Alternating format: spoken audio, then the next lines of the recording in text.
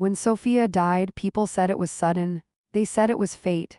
They said sometimes the body just gives up. But the truth is, Sofia had been giving up slowly for years, not because she was weak, but because she was trapped in a life where every door looked open from the outside and locked from the inside. Her husband Daniel cried the loudest at the funeral. He stood closest to the coffin. He held the flowers with shaking hands. He told everyone, "She was my whole world." And people believed him, because grief is convincing when the audience wants a simple story. What nobody saw was what happened later that night, after the house emptied, after the last condolences. After the lights dimmed, Daniel didn't sit in the dark remembering Sofia. He sat at the kitchen table counting. He lined up her bank cards, he unlocked her phone, he opened her laptop. And with every click, something dangerous settled into his chest. Relief, because Sofia was gone. And with her gone, Daniel believed control had finally become permanent. But Sofia had left something behind, not money, not property. Something far more powerful, a voice that refused to stay silent. And the only person who knew how to listen to it was her sister, Maya. Maya didn't cry at the funeral, not because she didn't love Sofia, but because Maya's grief didn't come out as tears, it came out as focus, as memory, as questions that wouldn't let her sleep. Maya was a lawyer, the kind who learned early that emotions don't disappear, they just find smarter ways to move. At the funeral, Maya watched Daniel carefully. She noticed things no one else did, how he never once touched the coffin, how his eyes scanned the room, not Sofia's face, how his tears stopped the moment people looked away. And when Maya hugged him, he whispered, "You know I did everything I could." Maya felt his body stiffen, because deep down, Daniel sensed something. Some people can feel when the person in front of them sees past the performance. Maya didn't answer him, she just nodded. And that silence bothered Daniel more than any accusation ever could. Later that night, Maya stayed behind. She walked down the hallway of Sofia's house. The house Sofia had paid for. The house Sofia had chosen. The house Daniel now called mine. Maya opened Sofia's bedroom door. The room still smelled like her. That familiar scent that makes your chest tighten before you're ready. Maya stepped inside and looked around slowly. The bed was made, too neatly, as if someone wanted the room to look untouched. She opened the dresser. Half the drawers were empty, important drawers, the ones Sofia never left disorganized. Maya knew immediately something had been taken. She opened the closet, shoes still there, clothes still there, but the small folder Sofia kept for documents was gone. The one Sofia once joked about. "If I ever disappear," Sofia had said, laughing nervously, "everything important is in that folder." Maya closed her eyes, and that laugh replayed in her head differently now. Behind her, the floor creaked. Daniel stood in the doorway. "You shouldn't be in here," he said calmly. Maya didn't turn around. "I'm her sister," she replied. "This was her room." Daniel crossed his arms. "I'm her husband." Maya turned to face him. "And yet," she said quietly, "you're standing like someone guarding something, not mourning someone." Daniel's jaw tightened. "You're emotional," he said. "Grief does that." Maya smiled faintly. "No," she said, "grief makes people loud." "I'm very quiet right now." Daniel's eyes flickered. Then he shrugged. "Take whatever small things you want," he said. "I'll handle the important stuff." Maya held his gaze. "Where are her bank cards?" she asked. Daniel blinked. "What cards?" Maya didn't argue, she didn't push. She just nodded slowly, because she had learned something long ago. When someone lies without hesitation, they've practiced. Daniel walked away. And the moment he did, Maya pulled out her phone. She opened Sofia's last messages. There were dozens, some long, some short, some unfinished, but all of them carried the same weight. Fear. "I can't access my money. He says I don't need my own card. He gets angry when I ask questions. He says everything is in his name now." And then one message sent at 2:11 am. "If anything happens to me, please don't let him erase me." Maya felt the air leave her lungs. Erase me, not take care of things, not move on, erase me. That word changed everything. Maya didn't confront Daniel again. She didn't accuse him, she didn't demand answers, because real predators don't fear confrontation, they fear exposure. So Maya did what lawyers do best. She listened. She observed. She remembered. The next day, she met Sofia's closest friend, Lena. They sat in a quiet cafe. Lena's hands trembled around her cup. "I should have forced her to leave," Lena whispered. Maya leaned forward. Tell me exactly what you saw, she said. Not what you think, Lena swallowed. She had bruises, she said, on her arms, on her wrists. She said he grabbed her when she tried to leave the house. Maya nodded. And money? Lena laughed bitterly. He controlled everything. Sofia worked full-time, but he kept her cards. He said it was easier that way. Maya wrote everything down. Then she asked, Did Sofia ever record him? Lena froze, then she nodded slowly. She told me she hid something. She was scared he'd find it. Where? Maya asked. She said, If I disappear, look in the blue book. Maya didn't ask anything else because she already felt the answer waiting. That evening, Maya returned to the house. Daniel wasn't home. Good. She walked straight to the bookshelf. She scanned the titles, and there it was, a thick blue dictionary. Maya pulled it out. It was heavier than it should have been. She opened it carefully. Pages stuck together, and taped inside was a small flash drive. Maya held it in her palm. Her hands shook, not from fear, from understanding. She took it home. She sat at her desk.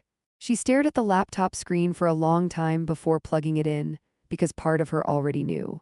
And knowing hurts more than guessing. She clicked the first audio file. Sofia's voice came through, barely steady. Please stop, I didn't mean. A sharp sound. Sofia gasped. Daniel's voice followed, low, controlled. You think you can embarrass me and walk away? Maya's chest tightened. She clicked another file. I don't have my card, Sofia whispered.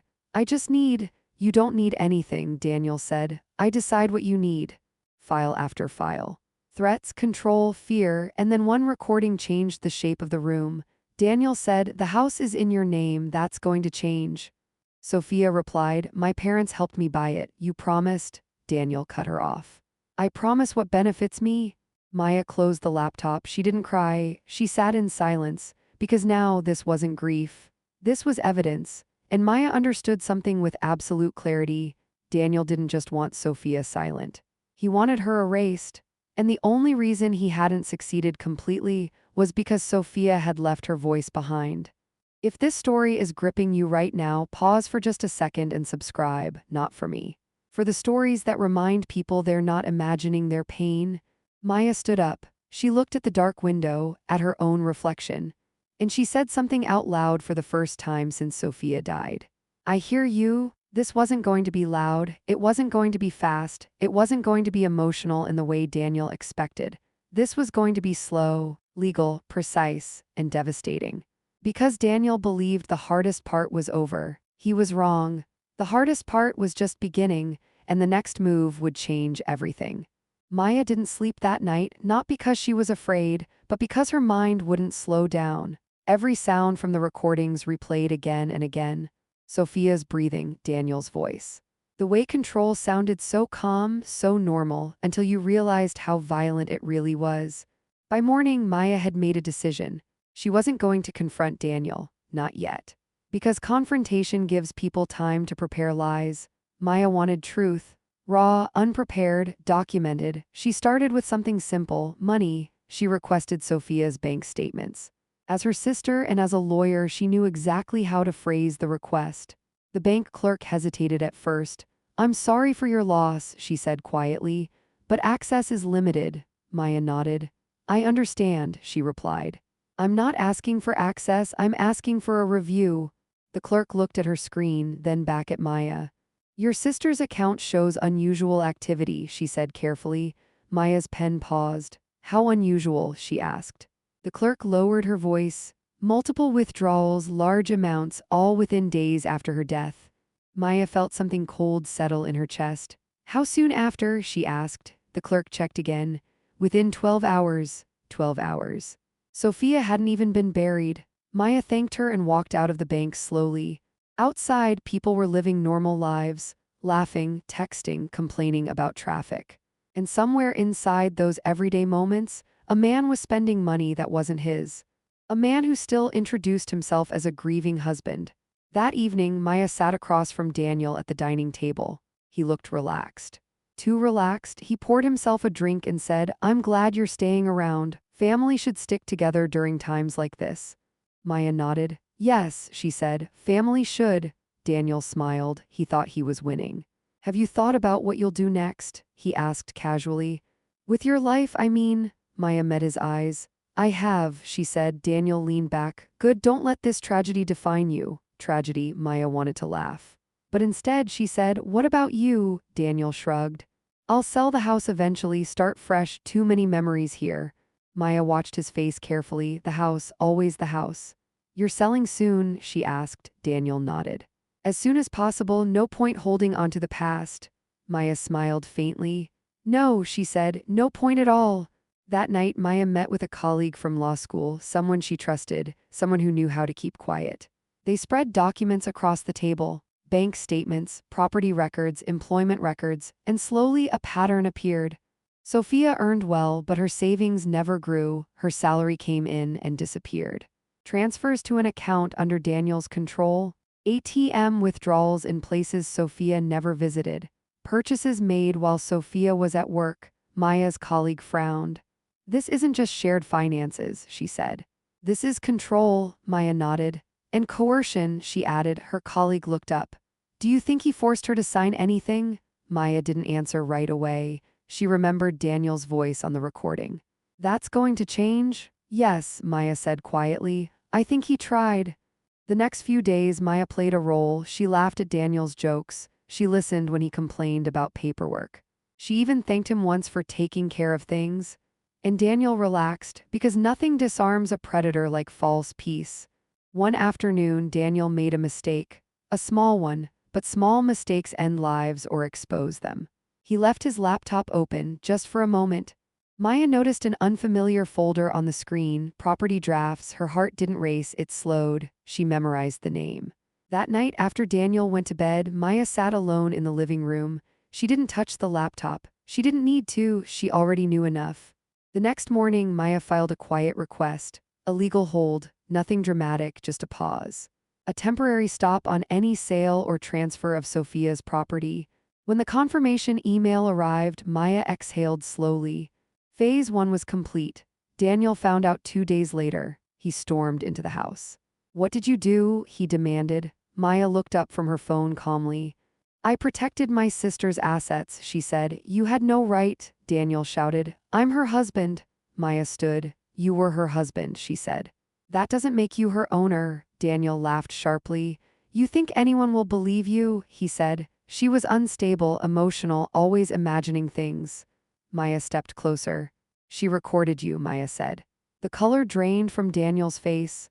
What? He whispered. Maya held his gaze. Everything, she said. For the first time, Daniel looked scared, not angry, not defensive, scared. He recovered quickly. That's illegal, he snapped. She can't use recordings against me. Maya's voice was calm. She didn't record you for court, she said. She recorded you so someone would finally hear her. Daniel's hands clenched. You're making a mistake, he said. You don't know who you're fighting? Maya nodded once. You're right, she said. I don't. She turned away, and that terrified him even more. That night, Maya listened to the recordings again, not for evidence, for understanding. Because she realized something painful. Sofia hadn't been planning revenge, she had been planning survival, and survival failed her. So now Maya wasn't just fighting Daniel, she was finishing what Sofia couldn't. If this story feels heavy, take a breath and subscribe, because some stories are meant to be carried, not skipped. Maya opened a new folder on her laptop. She named it simply Case. And as she began organizing the files, one truth became clear. Daniel thought this was about property, about money, about control. But Maya was building something much bigger. A timeline, a pattern, a story the law wouldn't ignore. And the next step, it would pull Daniel into a place he couldn't charm, threaten, or escape. A courtroom. And once someone enters that room, they don't control the ending anymore. The letter arrived on a Thursday morning. Not by email, not by phone, by certified mail. Daniel signed for it without reading the sender's name. That was his second mistake. He opened it standing by the door, read the first paragraph. Then the color drained from his face. A formal notice, a court filing, a request for disclosure, and at the bottom, Maya's name. Daniel walked into the living room slowly. Maya was sitting on the couch, calm, scrolling through her phone. You went to court, Daniel said. It wasn't a question. Yes, Maya replied without looking up. Daniel laughed nervously. This is ridiculous. You can't just... I can, Maya said, and I did. He threw the letter onto the table. You're accusing me of fraud, he snapped. You're accusing me of abuse. Maya finally looked at him. No, she said, I'm documenting it. Daniel's breathing became shallow. You think recordings prove something, he said. People say things when they're emotional. Maya tilted her head slightly. Sofia wasn't emotional, she said. She was methodical. She recorded dates, times, patterns. Daniel's jaw clenched. Where did you get those? He demanded. Maya didn't answer because silence was already doing the damage. That afternoon, Daniel called his lawyer. By evening, his lawyer called Maya. Miss Patel, the lawyer said politely, this escalation is unnecessary. My client is willing to resolve matters privately. Maya's voice was even. I'm not negotiating, she said. There was a pause. Your sister is gone, the lawyer continued carefully. Dragging this through court won't bring her back. Maya replied quietly, letting it go won't protect the next woman. Another pause, longer this time. Then the lawyer said, we'll see you in court. The first hearing wasn't dramatic, no shouting. No verdicts, just procedure, but procedures decide who controls the story. Daniel sat beside his lawyer, confident again. Maya stood alone. The judge reviewed the filings, financial irregularities, a property hold. Claims of coercion. The judge looked at Daniel. Mr. Wilson, he said, you will provide full financial disclosure. Daniel nodded quickly. Of course, Your Honor. Then the judge turned to Maya. Miss Patel, he said, you'll submit your supporting evidence. Yes, Maya replied. Daniel's lawyer smirked, because they believed evidence meant one or two emotional recordings. What they didn't know was how much silence Sofia had saved. Over the next 2 weeks, Maya worked without rest. She pulled phone records. She matched timestamps from the recordings with bank withdrawals. She traced transfers, ATM cameras, locations. Moments when Sofia was at work while Daniel was spending. It formed a pattern so clear it felt intentional, not chaotic, not accidental, calculated. Maya sent everything to the court. Daniel's lawyer requested delays. Maya denied extensions. Daniel grew angry. He paced the house. He drank more. He accused Maya of turning everyone against him. One night he cornered her in the kitchen. You're enjoying this, he said bitterly. Maya looked at him. No, she said, I'm enduring it. Daniel leaned closer. You think you're better than me because you wear suits and file papers? He sneered. Maya didn't step back. I think you're afraid, she said. Because control doesn't work in daylight?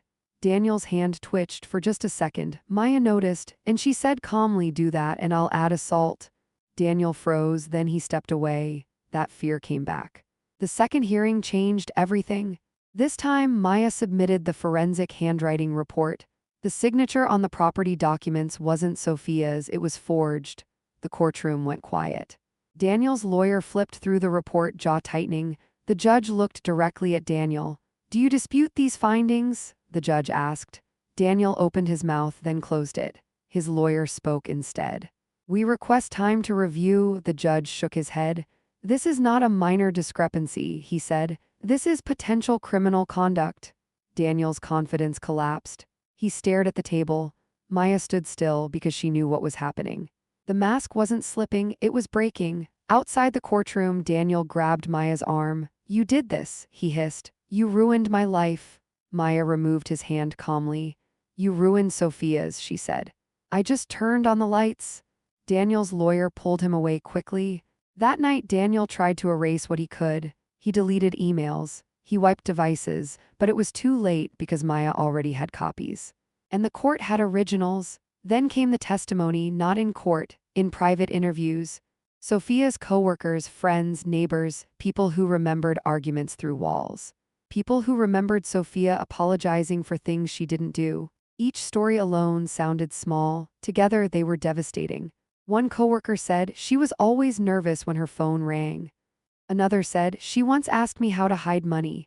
A neighbor said, I heard yelling. Then silence. Silence again, always silence. Daniel's lawyer requested a settlement. This time the offer was large, money, property, closure. Maya declined, because closure without truth is just another form of control. The final hearing approached. Daniel stopped pretending. He stopped being polite. He showed up angry. He glared at Maya. The judge listened. Carefully. Then the judge requested the audio to be played in the courtroom for everyone. Daniel's lawyer objected. The judge overruled. Sofia's voice filled the room. Soft, tired, afraid, Daniel stared straight ahead. The judge listened without expression. When the audio ended, the judge removed his glasses. He looked at Daniel. "This is not a misunderstanding," he said. "This is abuse." Daniel's lawyer started to speak. The judge raised a hand. "Enough," he said. "The estate remains protected. The property remains frozen. And this matter will be referred for criminal investigation." Daniel's shoulders slumped. Maya felt something unexpected, not satisfaction, relief, because finally someone else had heard Sofia. If this story has you holding your breath right now, subscribe. Some truths only come out when enough people are willing to listen. Outside the courthouse, Daniel didn't speak. He couldn't. His world had narrowed, from control to consequences. Maya walked away slowly, because she knew the hardest part wasn't proving what Daniel did. The hardest part was still coming, facing what justice actually looks like, and whether it would ever be enough.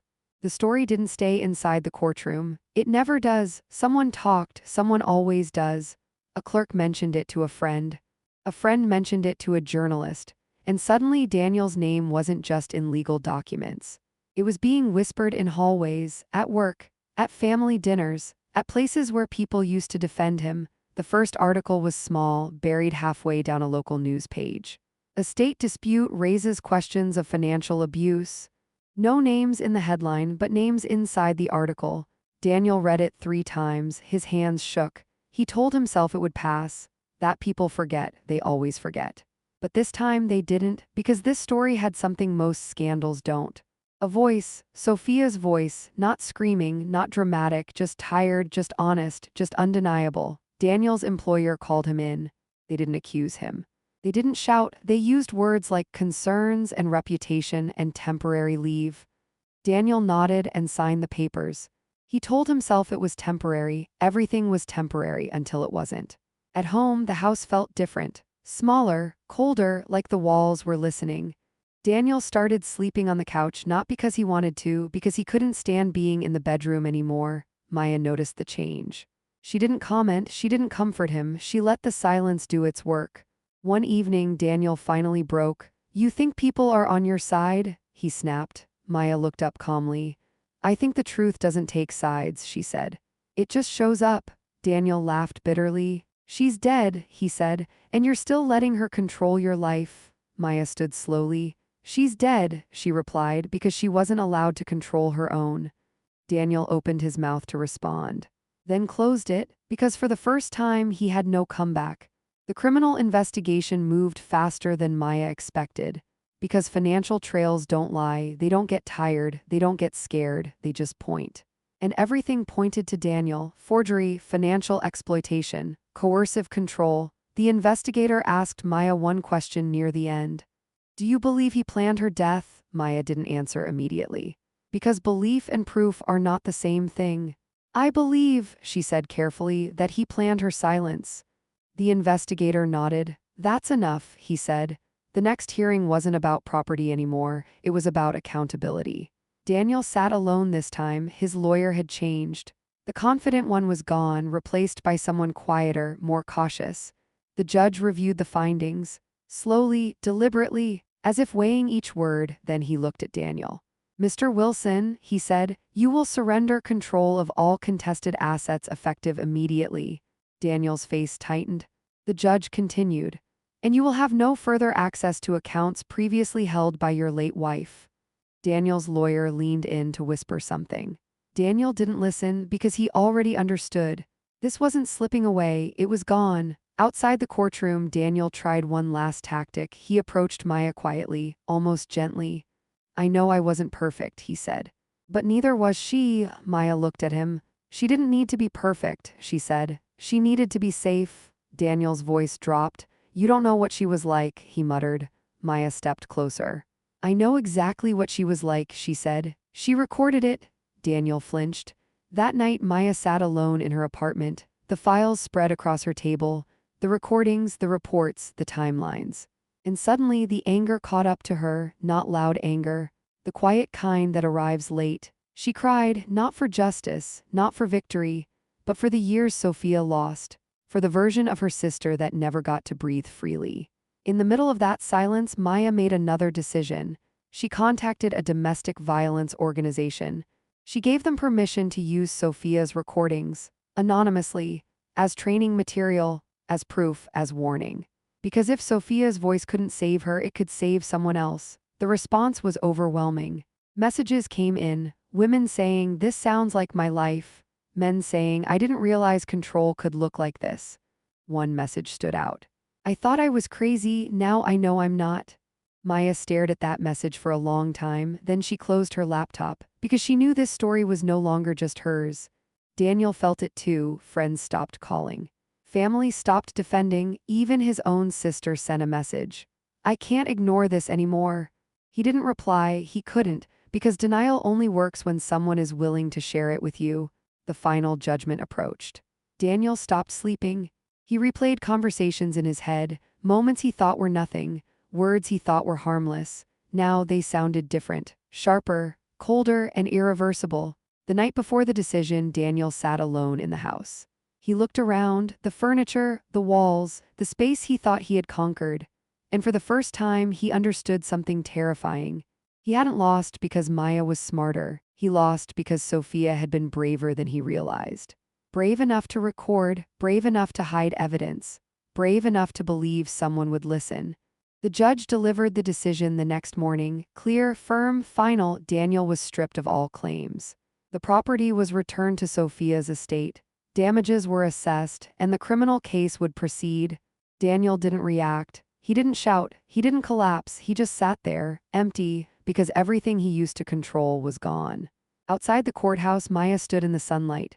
She closed her eyes for a moment and whispered, "You're free now." If this story is still holding you, subscribe. Some endings don't feel like victory, they feel like release. Maya walked away. But she knew this wasn't the end. Justice had spoken. Now came consequences. And the weight of what Daniel had done was finally about to land. The consequences didn't arrive all at once. They arrived quietly, in letters, in phone calls that stopped coming, in doors that no longer opened. Daniel learned this the hard way. The criminal investigation moved forward without him being asked anything at all. Because evidence doesn't need permission, it moves on its own. His accounts were audited. His devices were seized. His statements were compared against records that never forgot a date or a time. Daniel tried to explain. He tried to minimize. He tried to sound reasonable. But reason only works when it's honest. And his wasn't. The charge wasn't dramatic. It wasn't sensational. It was precise. Financial exploitation, forgery, coercive control, words that sound small until they're attached to your name. The arraignment was brief. Daniel stood there while charges were read. He nodded when told. He answered when required. But inside, something finally broke, not guilt, fear, because fear is what arrives when control leaves the room. The judge set conditions, restrictions. Monitoring, Daniel walked out of the building feeling lighter and heavier at the same time. Lighter because he wasn't in custody. Heavier because the future had narrowed. At home, the house felt like a museum. Everything familiar, nothing welcoming. Daniel packed slowly, because even the house was no longer his. The estate process returned it to Sofia's family. Every box he filled felt like proof of something he refused to name. Maya visited the house one last time. Not to claim it, not to inspect it, just to walk through. She touched the wall by the doorway where Sofia once leaned while laughing on the phone. She stood in the kitchen where arguments had turned quiet. She opened the window in the bedroom and let air in. Fresh, clean, unburdened. Then she locked the door behind her. The sale didn't happen. The house wasn't flipped. It became something else. A trust, a place to fund support, legal aid, counseling. Quiet help for people who needed an exit but didn't know how to plan one. Maya never put Sofia's name on a sign. She didn't need to. Sofia's voice was already doing the work. Daniel's world kept shrinking. Friends who once defended him stopped answering. Family stopped offering excuses. Even the people who believed him at first began to pull away, because belief requires effort, and denial gets tired. At sentencing, the courtroom was calm. No shouting, no tears, just facts. The judge spoke carefully about harm, about patterns, about choices. Daniel listened without interrupting. He had learned when silence mattered. When the judge finished, Daniel was sentenced. Not with drama, with weight, with consequences that wouldn't disappear after headlines faded. Maya didn't feel triumph. She felt something quieter, completion. Outside the courthouse, reporters waited. She didn't stop, she didn't speak, because the story didn't need her voice anymore. It had Sofia's. Weeks later, Maya received a letter, no return address. Inside was a single page. I left, it read. I heard the recordings. I didn't know it was abuse until I heard her. Thank you. Maya folded the letter carefully. She placed it in a drawer because some victories aren't meant to be displayed. They're meant to be kept. At night, Maya still listened to Sofia's recordings sometimes. Not all of them, just one, the last one, where Sofia whispered almost apologetically, I don't know if this will matter. Maya would pause it there, because it did matter. It mattered enough to change a future. It mattered enough to protect someone else. It mattered enough to turn silence into proof. If you've stayed with this story until now, take a moment and subscribe. Stories like this don't exist to entertain alone. They exist to remind someone that what they're feeling has a name. Daniel never contacted Maya again, not because he didn't want to, but because there was nothing left to say. Some people lose everything loudly, others lose it quietly. Daniel lost it the way he lived. Through documents, through records, through a trail that never forgot him.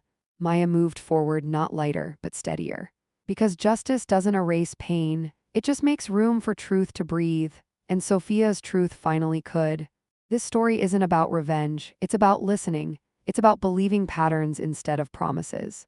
It's about understanding that control can hide behind calm voices and shared accounts.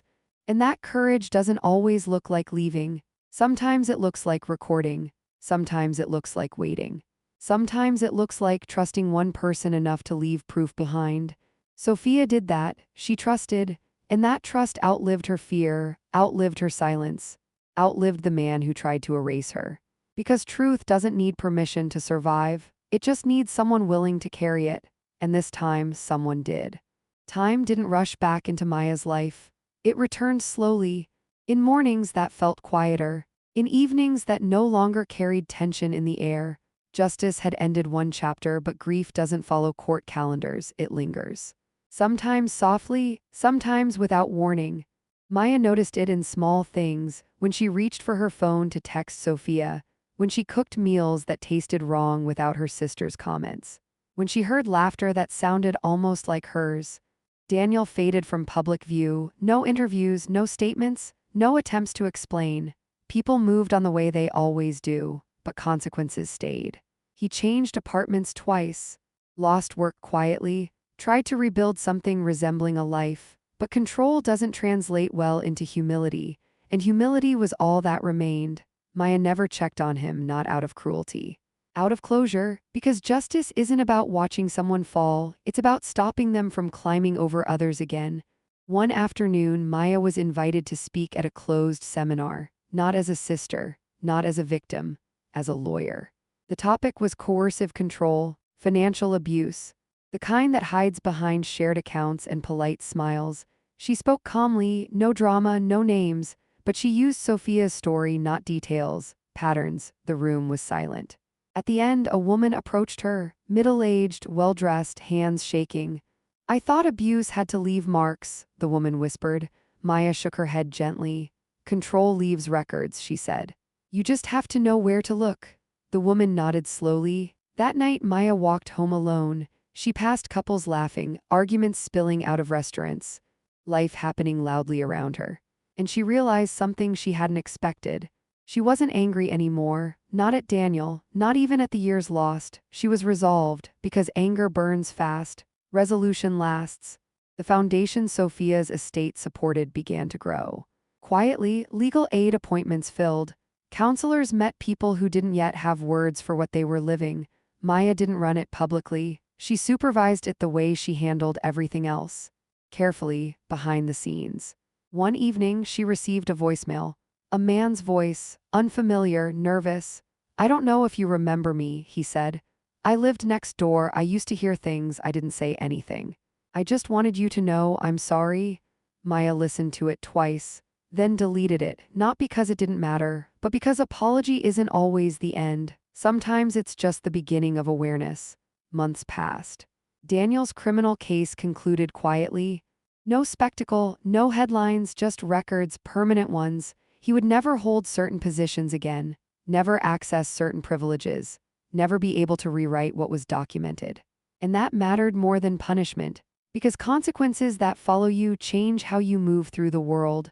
Maya packed away the last of Sofia's things, not to forget, to preserve: photos, notes, a scarf that still smelled faintly like her. She placed the flash drive in a safe place, not hidden, not buried, just protected, because silence had already taken enough. On the anniversary of Sofia's death, Maya didn't go to the cemetery. She went to the ocean. She stood still and listened to waves that didn't explain themselves, that didn't justify or apologize, they just moved forward. Maya whispered, "You're not a lesson, you're a life." And for the first time, she meant it without pain.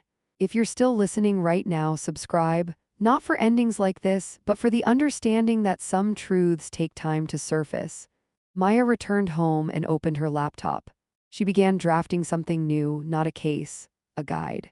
Plain language, clear signs, what control looks like before it becomes visible. What to document, who to tell, where to leave proof, because Sofia hadn't been preparing for justice. She had been preparing for survival. And survival had failed her, but it didn't have to fail the next person. Daniel's name stopped carrying weight, stopped causing reaction. He became a reference, a file, a past tense, and that was the final loss. Because what he wanted most was relevance. What he received was erasure, not by force, by truth. Maya closed the document, saved it, and leaned back. The room was quiet, but it wasn't empty.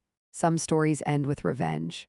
This one ended with clarity, with the understanding that listening can be an act of resistance, that documentation can be an act of courage, and that love doesn't always save people in time, but sometimes it saves others. And that is not nothing, not at all. The attention faded the way it always does. Quietly, without apology, new stories replaced old ones, new scandals, new names. Daniel's case became a reference point in training sessions and legal articles, a footnote in discussions about coercive control, and that was exactly how it should be, because the story was never meant to center him. It was meant to expose a pattern. Maya noticed the change in herself first. She stopped bracing when the phone rang, stopped expecting conflict in calm moments. The silence in her apartment no longer felt dangerous. It felt earned. She began taking on different cases, not all of them dramatic. Some were simple: a woman needing help opening a separate account, a man trying to leave a controlling relationship without escalating it, small interventions, early exits, the kind that never make headlines but prevent funerals.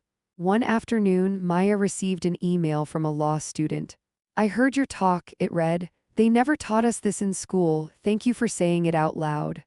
Maya replied with one line: "Listen first," because listening was what changed everything. The guide she wrote began circulating quietly, shared between advocates, passed along in support groups, printed and folded into purses. It wasn't perfect. It didn't promise safety, but it gave people language, and language creates options. Daniel tried once more to reach out, not to Maya, to the foundation, an email, short, unsteady. "I want to explain my side." The response was automatic. "This organization does not provide platforms for justification." Daniel never wrote again. Maya didn't feel satisfaction. She felt confirmation. Because the world had finally stopped asking her to make space for his voice. The anniversary came again, and this time Maya invited a few people over, not for mourning, for memory. They cooked. They talked. They laughed in ways that didn't feel guilty. Sofia existed in the room without sadness pressing down on her name. That night, after everyone left, Maya sat alone. She played one final recording, not the frightening ones, not the painful ones, a small clip Sofia had made by accident, laughing, teasing someone off camera, completely unaware she was being recorded. Maya smiled. Then she deleted the file because evidence had done its job. And Sofia deserved to exist beyond proof. If this story stayed with you, subscribe. Some truths don't shout. They settle in and they change how you see things. Daniel's life didn't end, but the version of him that relied on silence did. He lived with limitations, with records that followed him, with doors that closed quietly before he reached them. And that mattered, because power unchecked becomes cruelty, but power documented becomes accountability.